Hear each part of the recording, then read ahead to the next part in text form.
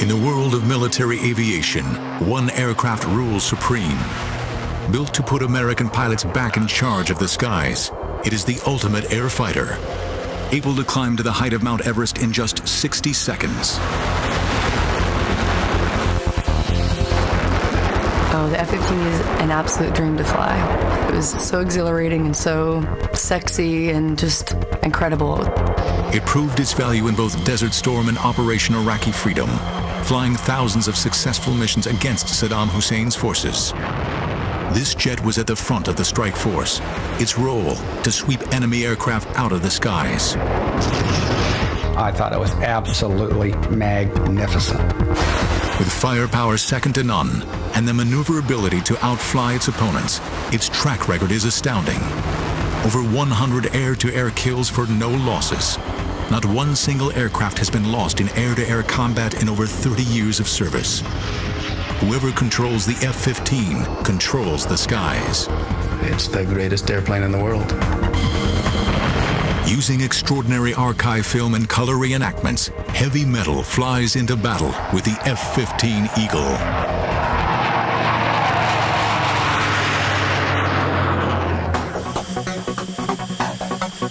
January 16, 1991, Operation Desert Storm. American air attacks on Iraq are poised to begin. Flying at the front of a great wave of coalition aircraft are 20 F-15 fighters. Over 40 miles into Iraq, their radar picks up enemy contacts. Captain John Kelk leads the flight of F-15s.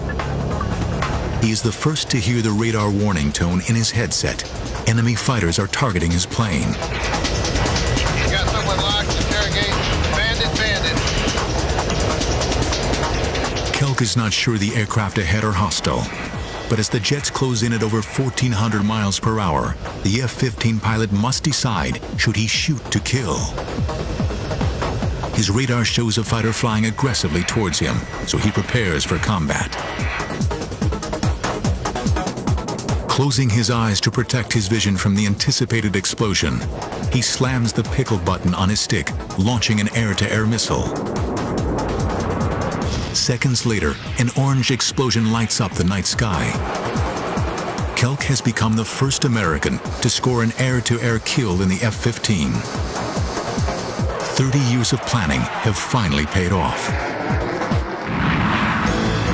But the F-15 story begins decades earlier, deep in the Cold War years. In 1951, the Korean War is raging. American F-86 Sabre pilots fight pitched battles with Russian MiGs. These American pilots first learned their dogfighting skills during the dark days of World War II. In Korea, they achieve an alleged kill ratio of 10-to-1 against the Soviets. The 10-to-1 kill ratio that the F-86 had seemed to be something that was to be aspired to, but would never be matched, which seemed to be the benchmark. I mean, it was like Babe Ruth hitting 60 home runs in a season. I mean, who is ever going to break that record? Once again, the Sabres have proven more than a match for the Red Jets. Chalk up another for the Sabres with no losses of their own.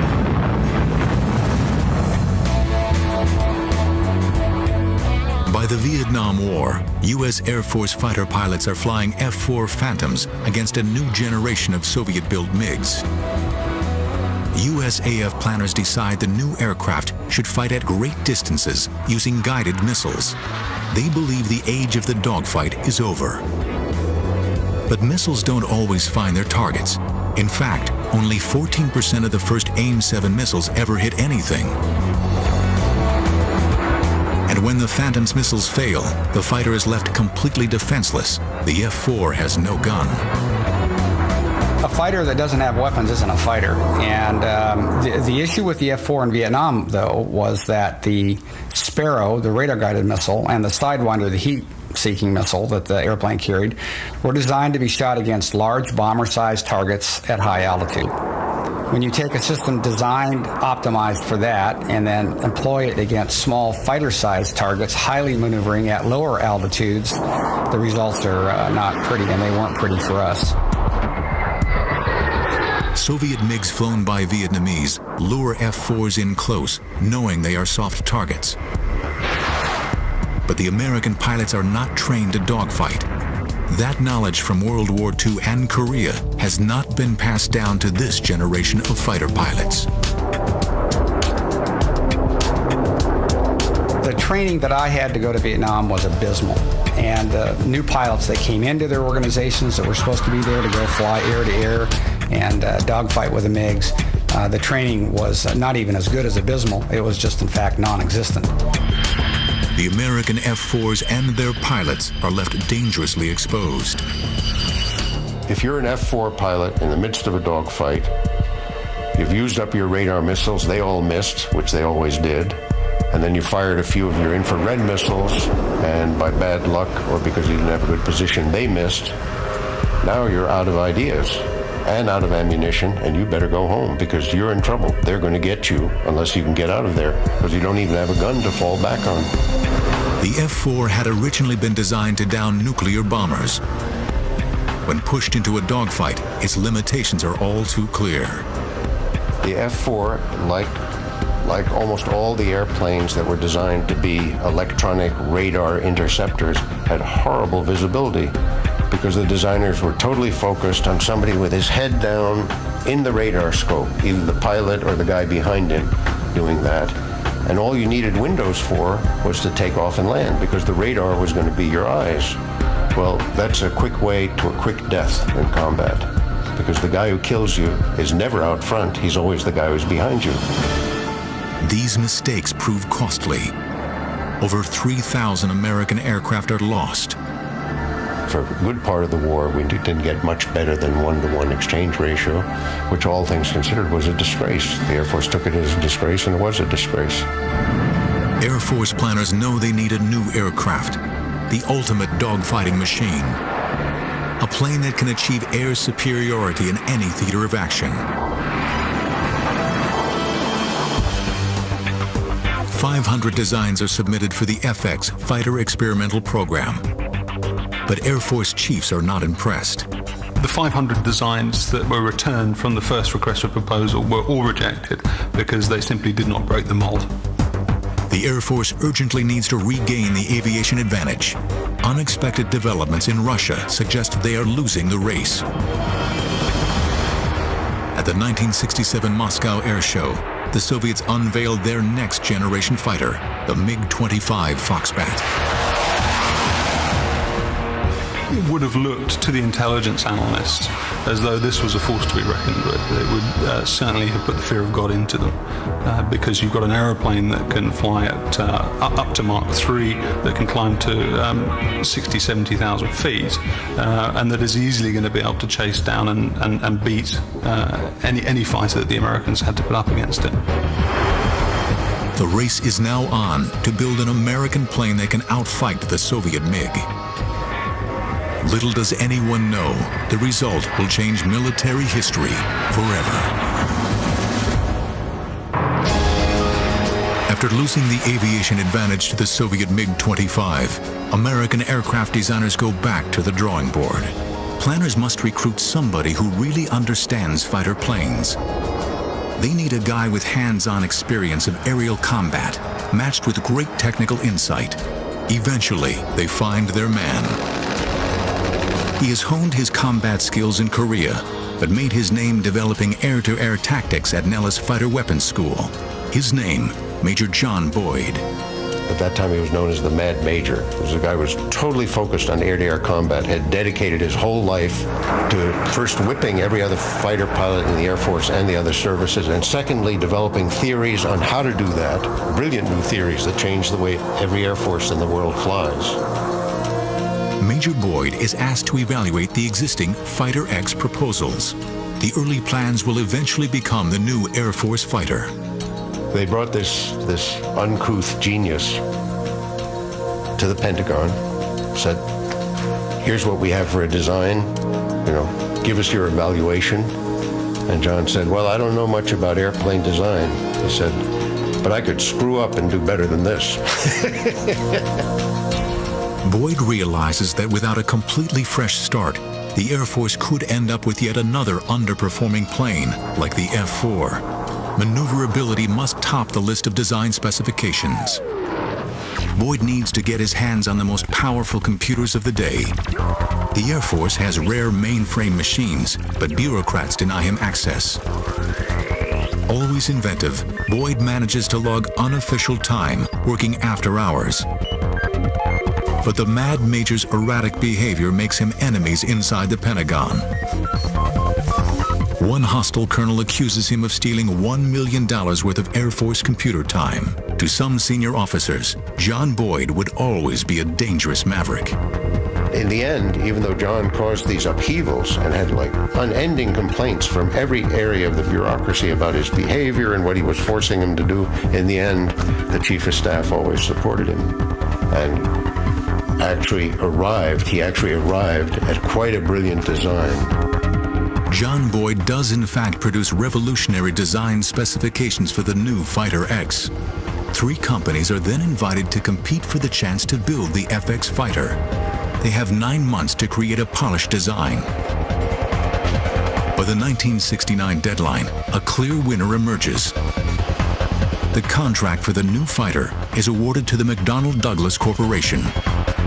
In all, 2.5 million man-hours go into the design of the plane. Finally, on June 26, 1972, the first F-15 is rolled out of the St. Louis factory. The following day, the Eagle takes its first flight. Astronauts rotate. It is immediately clear that this airplane breaks the mold.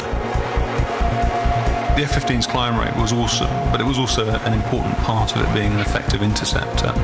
From standstill, it could reach a height of 30,000 feet, which is the same height as Everest, in a little over 60 seconds.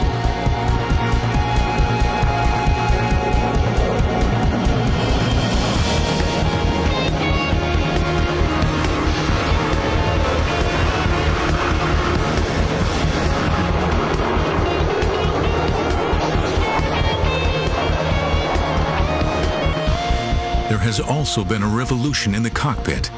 Equipment is designed to free a pilot from distractions.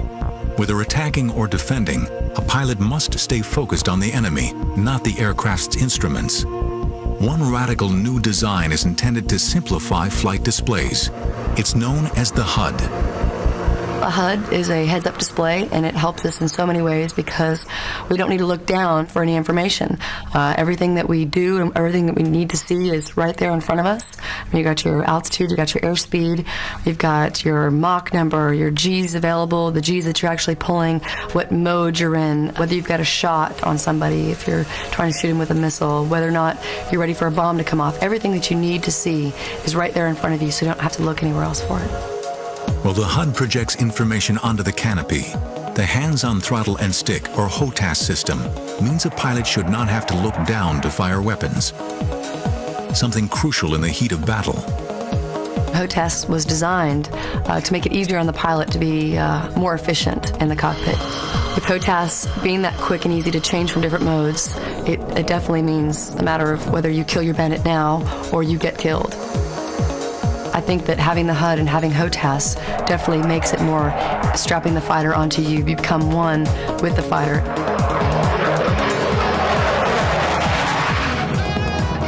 Pilots who had flown earlier fighters are immediately impressed with the F-15.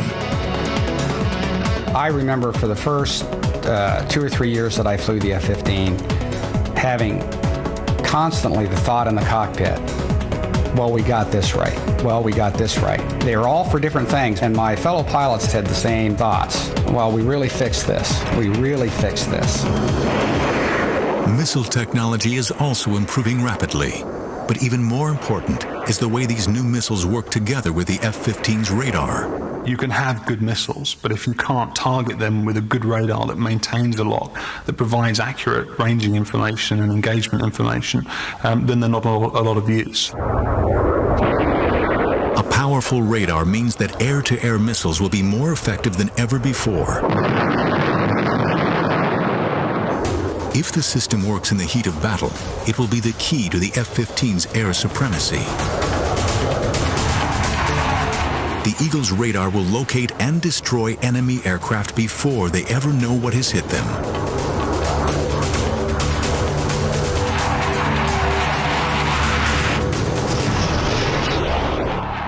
To Dick Anderegg, this system was a revelation. In my F-15 checkout, I remember flying home and telling my instructor pilot, who had been in the other airplane, I have over 2,000 hours in the F-4. I have a combat tour in the F-4. I have 2 tours as a fighter weapons school instructor in the F-4. I have just flown my 7th ride in the F-15. I was never as lethal in the F-4 as I am right now after 7 flights in the F-15.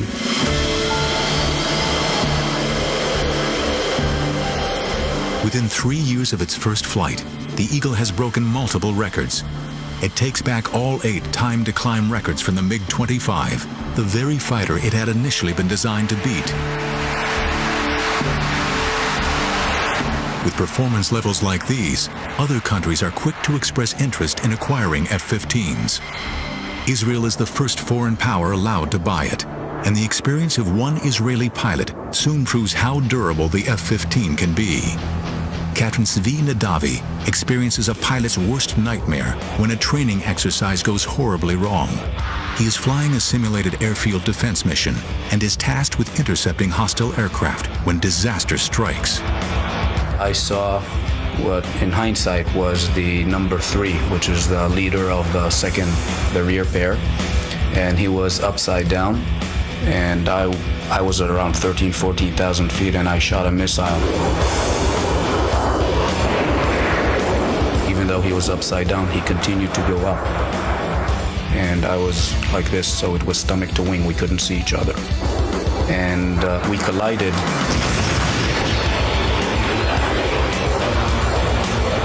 Big commotion, big bang. The A4 basically fireballed immediately, and I found myself with maybe 30 degrees nose down attitude, and the aircraft was spinning.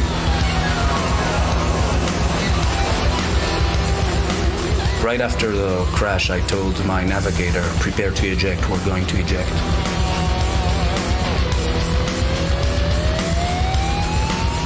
I opened afterburner, which is a totally opposite instinct when you're spinning towards the ground.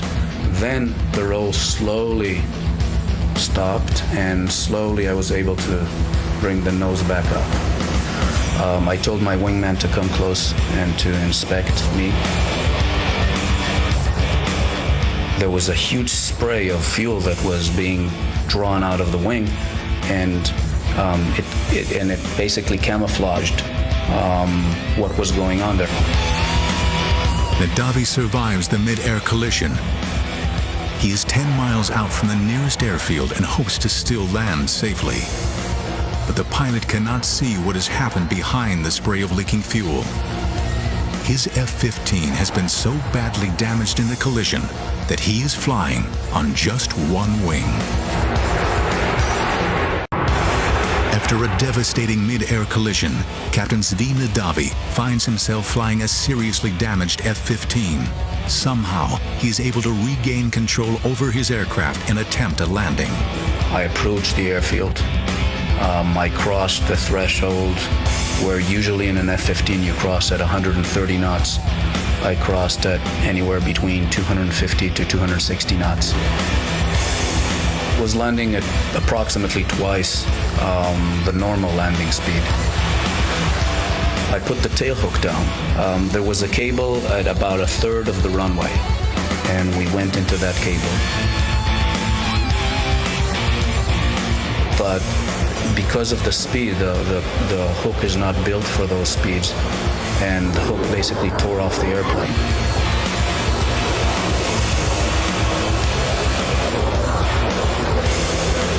We stopped maybe 20 feet short of the barrier.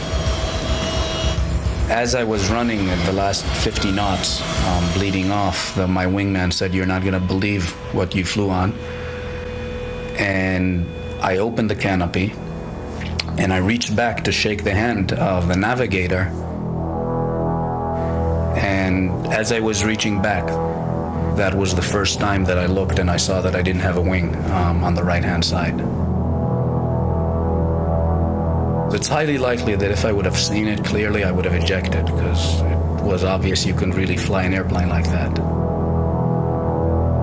I don't think any other aircraft could have taken that amount of damage or that portion of its flight surfaces removed and continued to bring us home safely.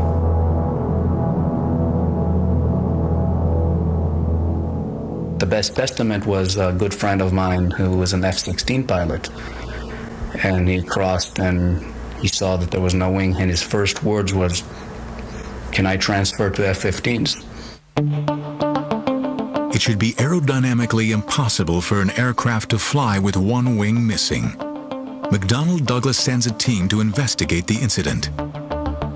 Their first inclination was it was a taxiing accident. It couldn't happen in the airplane. And only when they later went to analyze it and said, okay, the F-15 has a very wide body, and you fly fast enough, then you're like a rocket, then you don't need wings. The Eagle has done the impossible. If a pilot can land an F-15 with just one wing, the plane should be able to endure unimaginable punishment on the battlefield. But nobody can tell at this stage how well the Eagle will perform against the dreaded MiG-25. The first good look at the MiG-25 came when a Russian pilot, Viktor Belenko, defected in his MiG-25 to Japan. The Japanese and the Americans hustled over the aeroplane. They dismantled it on the airfield. And what they saw and what they found was that it was an aircraft that was far less capable than they had originally thought. MiG-25s look weak on paper, but the Israeli Air Force is the first to challenge them in a real air battle. Since the creation of the modern state of Israel, the Middle East has been torn by bitter wars. One such conflict breaks out in the late 70s as Israel and Syria vie for control over Lebanon. Syria possesses a modern air force with Soviet-supplied planes, MiG-25 Foxbats. The MiG-25, in my opinion, was a teaser. It was a test, I think, at that time between the Soviet bloc and the US as to whose technology was better. On June 27, 1979, a group of Israeli Phantoms attacks targets on the Lebanese coast. Just as the Phantoms complete their strikes, they spot Syrian MiGs approaching fast. The enemy fighters will be on top of them in seconds. A flight of Israeli F-15 Eagles is protecting the Phantoms, patrolling the skies above them. They immediately hit their afterburners and streak down towards the hostile MiGs. Each F-15 pilot picks a target and locks on with Sidewinder air-to-air missiles. Seconds later, the Sidewinders rip into the MiGs, instantly vaporizing them. For the first time, American technology is pitted against Russian MiGs. The result is a great victory for the F-15, with the Eagle scoring 5 air-to-air kills on its first day in battle. The F-15 goes on to dominate the skies above the Middle East. In the Lebanon War, the Israeli Air Force basically shot down over Lebanon close to 80 aircraft. And as far as I recollect, there was no air-to-air losses on the Israeli side. American pilots can only watch this encounter. They still have not had their chance to fly the F-15 in a real conflict. 10 more years must elapse before American fighter planes are called upon once again. August 2nd, 1990. Saddam Hussein's troops march into Kuwait City, looting and pillaging as they advance. There is also a clear possibility he may order his troops to advance on Saudi Arabia. The U.S. response is swift. Saddam cannot be allowed to threaten Middle Eastern oil supplies. Operation Desert Shield is initiated, and one of the first directives is to deploy 166 F-15s to Saudi Arabia. Their job, protect the northern Saudi oil fields from Saddam Hussein's advancing troops. As I report to you, air attacks are underway against military targets in Iraq. The F-15 will be critical to the success of the Desert Storm air war. But American F-15 pilots have not yet flown in combat. This is their chance to prove they possess the right stuff.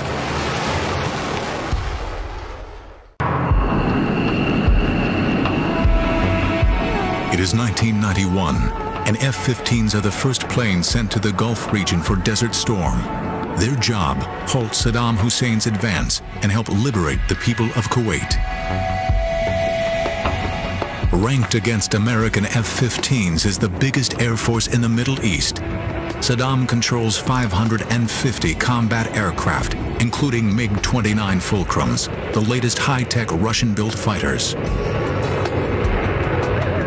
In this air war, there is no room for error or confusion. TACC, the U.S. Tactical Air Control Center, draws up a 600-page air tasking order. This document is General Chuck Horner's map for the air campaign. It lists every sortie, every target, every munitions to be used, and every supporting aircraft. General Horner, he was the designer of the air war, and he worked there in the TACC. He was there every night for, probably 15, 20 hours a day practically. And he or one of his other generals would come to me sometime and ask me F-15E specific questions. For example, can your airplane hit this target? And they'd show me a satellite photo or a map and a target description, and then I'd give them an answer, yes or no. And most of the time I'd look at it and go, sure, that thing's going to return radar. We've got good coordinates where it is. We can hit it. The goals of the air campaign were first get control of the air, because that enabled all other operations. Then the second goal was to debilitate the Iraqi army so they could not resist our ground forces when they went in to liberate Kuwait. And the third thing we did, which was sort of a side mission, was attack his weapons of mass destruction programs, nuclear, biological, chemical, and the Scud systems that could deliver them. General Horner assigns two primary roles to the F-15. F-15Cs, the pure air-to-air fighters, will ensure air superiority. The F-15Es, their Strike Eagle cousins, will bomb heavily defended, high-value targets. On January 17, 1991, President George Bush Sr. orders a strike against Iraq. Mike Smith was working in the Tactical Control Center. He communicates with the F-15 squadrons, passing on their target information. The first few nights, the big concentration was the fixed Scud sites. We wanted to knock out all the fixed Scud sites in western Iraq. I believe that Israel threatened to use nuclear weapons in retaliation to a Scud attack, say, that carried biological or chemical warhead. And as a result of that, I could see why the immense pressure was put on us about the Scud missiles. A wall of metal. A wave of F-15 fighters is called upon to sanitize Iraqi airspace ahead of the strike force. The Eagles will be kept busy through the night, fighting at the leading edge of the Desert Storm air battle. We went in as part of the first wave of 24 F-15Es to go in and strike targets, and our targets were fixed Scud sites along the western border. Rich Haran's flight speeds towards Iraqi airspace. Before they can cross, a difficult operation must be completed. One of the scariest things was just air refueling. It was very dark, moonless night, and there were a couple people I had close calls with just potential mid-airs with the tanker and each other as we're doing this. Careful flying saves the mission from near disaster. But the Eagles still have 200 miles to go before reaching the Scud sites. They now fly very low over the desert and begin targeting long before the Iraqis can even see them. Haran is a weapons systems officer responsible for picking out a missile launch site. We're about 12 miles out from the target, and the conversation is, this isn't so bad. These guys are asleep. And about that time, all hell breaks loose. And what all hell happens to be is number one's bombs have gone off, and the Iraqi anti-aircraft gunners react to the bombs going off, and the sky is filled with AAA. It is the most impressive fireworks display I've ever seen, which is somewhat the conversation I'm having with the guy I'm flying with, and then the realization that really what I'm looking at is every third to fifth bullet is a tracer. And then it dawns on me the reality of the situation and the fact that they mean us bodily harm. But Horan stays focused on his radar, successfully identifying the Scud launch site. What I saw was fixed sight, and as we turned in on the FLIR, our forward infrared scope, you can actually see a tell with a missile on it that our designation is on. We drop our bombs and come off target. As they come off target, a mighty explosion rocks the Scud site. Horan and his pilot now rejoin the other F-15s. All 24 have made it safely through the target area, but they are still deep within Iraqi territory. Suddenly, a new threat appears on Horan's radar. Could this be one of the feared MiG-29s? And you can see it flying parallel, offset by several miles to our string of airplanes, and then you see it, what is obviously him running an intercept on our aircraft. We lock him up to let him, for his radar warning receiver, to let him know that he is being looked at, and sort of point at him, hoping to get a reaction or to potentially employ our AIM-9 missile, and then he essentially turns away. The Iraqi pilot seems reluctant to attack a large flight of F-15s, or is he just waiting for the best opportunity to strike? At night, I never said I'd be looking behind me, but I was practically unstrapped, standing on the back of the seat, looking to see if this guy was going to run an intercept on us. And probably about a minute or so later, there's a gigantic fireball, and which I believe is his aircraft that's actually hit the ground. Lacking the F-15's night flying abilities, the Iraqi pilot probably lost control and flew into the desert. It is a decisive night for the American F-15s. The Strike Eagles fought their way in and destroyed their targets, while the air-to-air F-15C models bloodied their talons, shooting down 6 Iraqi aircraft. The F-15 pilots scored the first air-to-air kills from an American Eagle with the opening rounds of Desert Storm. Many Iraqi pilots realize they cannot win and attempt to escape with their planes to Iran. It is a short hop to the safety of the Iranian border, but coalition forces are always vigilant. On one patrol, Lieutenant Colonel Thomas Dietz spots several Iraqi aircraft making a break for Iran. We were given a heads up by the AWACS controller that some Iraqi aircraft had taken off from an airfield north of Baghdad. We got within range to shoot at them.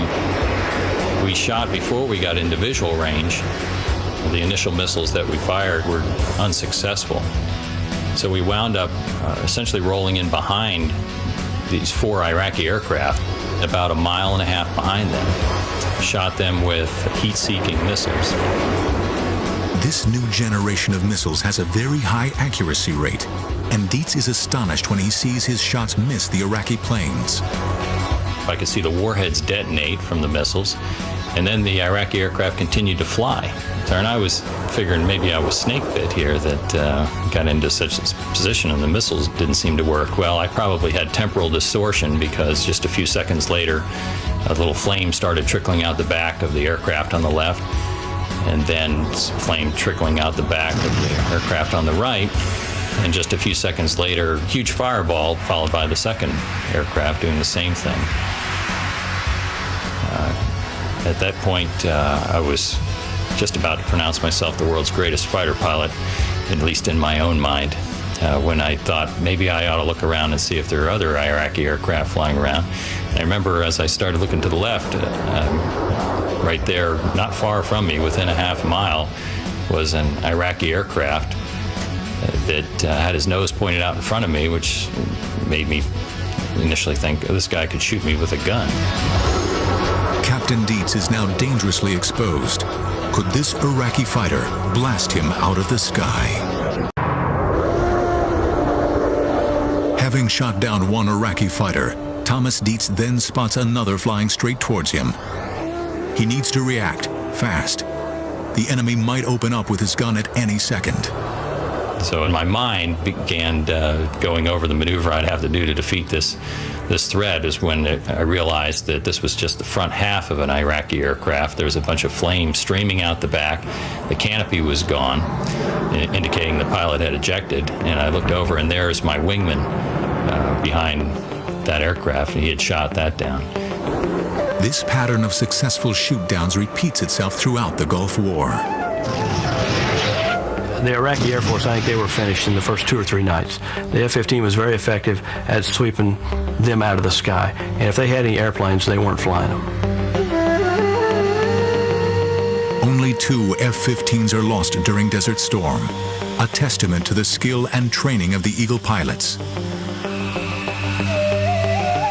They fly an amazing 2,400 missions and ensure that the Iraqi Air Force is largely confined to the ground.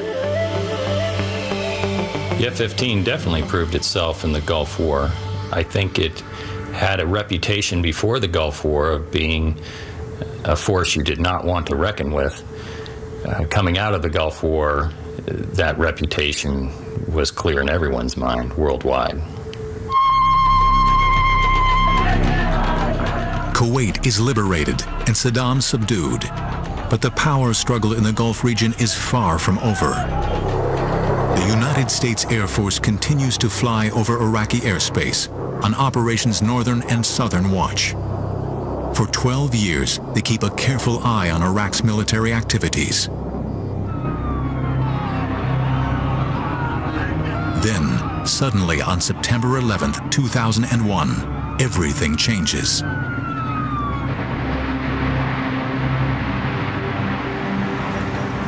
Freedom itself was attacked this morning by a faceless coward, and freedom will be defended. Make no mistake, the United States will hunt down and punish those responsible for these cowardly acts. It was relatively obvious to me as a combat pilot that we were going to play some role in whatever happened. At that point, obviously, we didn't know where the attacks had come from or who was at fault or even what we were going to do about it. But I was relatively confident that if we were going to take any kind of military action, that F-15Es were going to be part of it, and I was hoping that I'd be able to be part of it as well.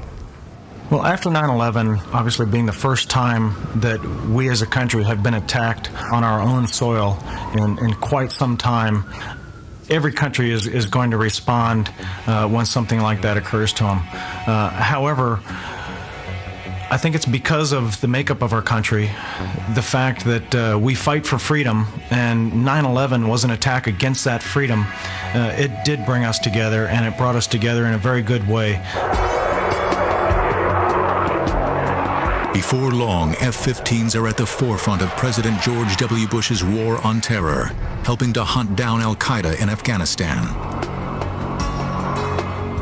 The role of F-15E in Afghanistan was mostly close air support. They were working in close proximity of ground forces, and they relied on the eyes of those guys to find al-Qaeda and be able to determine if there's a good guy or a bad guy. It is the exceptional range of the F-15E that proves invaluable in the Afghani conflict.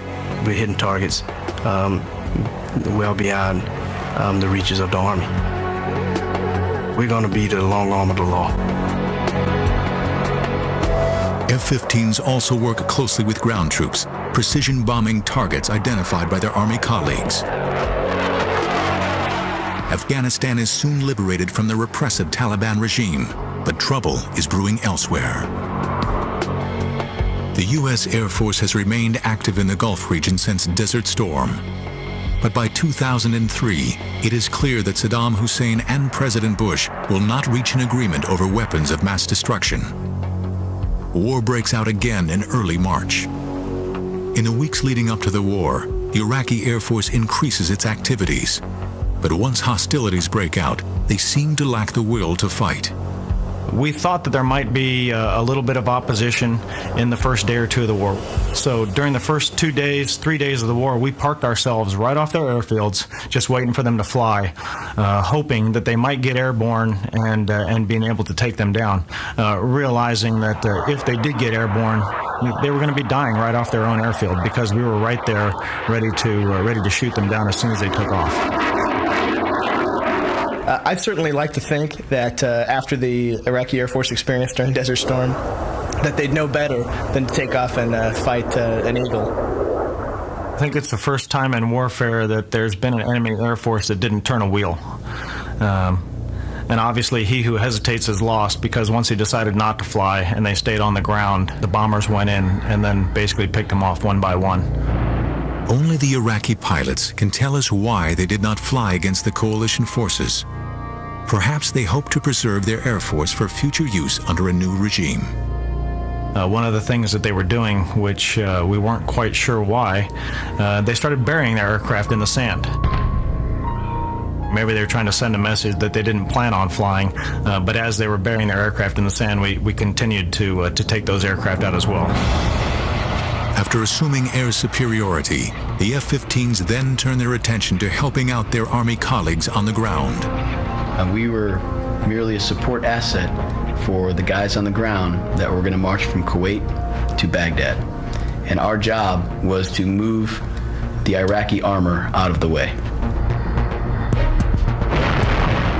It is the Strike Eagle's ability to drop precision laser-guided bombs that will now prove vital. We encircled Baghdad on a day-to-day basis, 24 hours a day, and rained GBU-12s, for the most part, onto tanks, armor personnel carriers, and even a couple of their airborne assets when we could find them, and effectively made it easy, hopefully, for our Army bros on the ground to march into Baghdad. This high-tech combination of air and ground forces proves deadly. American troops reached the outskirts of Baghdad just 14 days after the start of the war. After the past 12 years of doing Operation Northern Watch and Operation Southern Watch, we've wanted to take care of business. And while this was not an excuse to go in and liberate a country, Saddam was a truly evil man, and what he did to that country, he did need to be taken out of the equation. So I'm glad that we had the tools and the leadership to make that happen. The F-15 played a major part in the defeat of Saddam, but in an unstable world, new conflicts could soon break out. American F-15s are ready to deploy anywhere in the world at a moment's notice. We want to make sure that we can deter any threat. We're continually making sure that when we go out and train, that we will be the best on the block, that nobody can challenge us, and that every time we go out, we will have air supremacy, that we will own the sky and own the battlefield. Today, the Eagle reigns supreme, but new fighters are being developed that may one day surpass the F-15's capabilities. Meanwhile, new technology and continuous training will help the Eagles stay at the top of their game. I want to go out and I want to be able to totally dominate the enemy. If we're going to have a fight, I don't want it to be a fair fight. We want to go out and we want to dominate. And that's why we train as hard as we do to make sure that we can maintain that perfect record of 104-0. As a fighter pilot, you'll never admit that there's anybody better. And as an American fighter pilot right now, I don't think there's anyone that can say they are. But our whole thing is when we go out, we expect to win. The record of the F-15 air-to-air kills for not a single loss is unrivaled. It seems no other Air Force can challenge the Eagles today. The kill ratio of the F-15 is beyond the kind of thing that you would ever think possible. I mean, surely someone would make a mistake or someone would just blunder out in front of another airplane and get shot down just because it wasn't his day. But the experience of the Israeli Air Force and the U.S. Air Force with the F-15 in combat is magnificent.